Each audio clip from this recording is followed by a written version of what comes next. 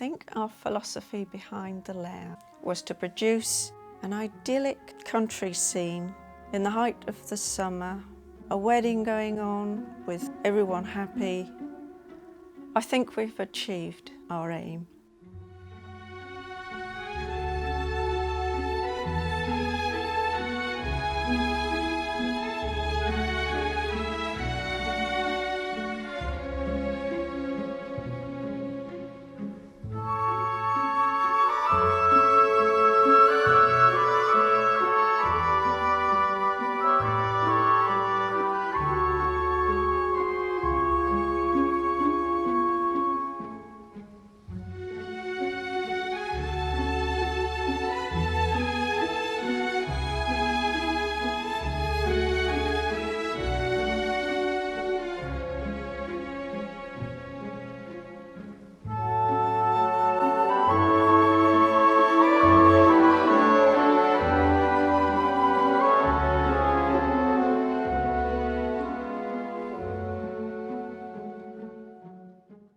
John and I had been modelling several layouts, and we decided we'd like to do something different, but still a sort of country town or village,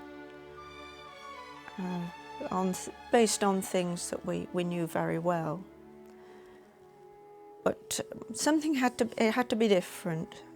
So instead of having the railway running towards the front of the layout, which most layouts and our own previous layouts did, we thought, well, perhaps we'll bring the houses to the front or the railway to the back and make it more incidental, that we were creating a landscape with a railway.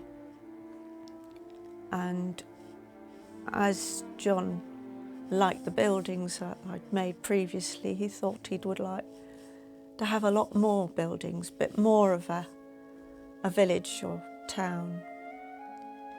So it ended up with about 15 buildings that I had to make. But we still kept the idea of the ideal country village, height of the summer, a wedding going on, market square, but the station and the railway being almost incidental.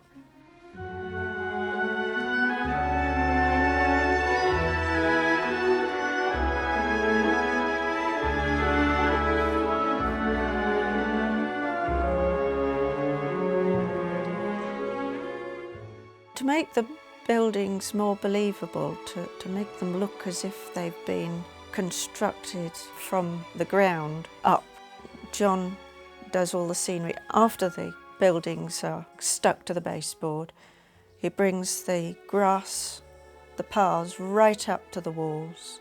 He puts climbers on the walls and makes sure that you cannot tell where the landscape ends and the building begins.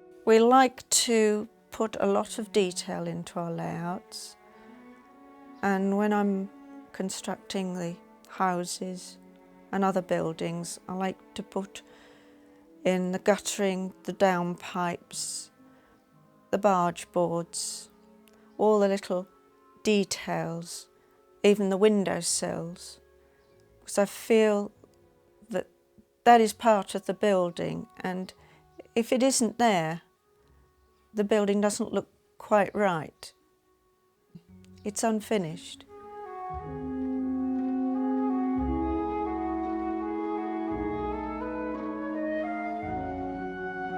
There's a great deal of satisfaction in modelling.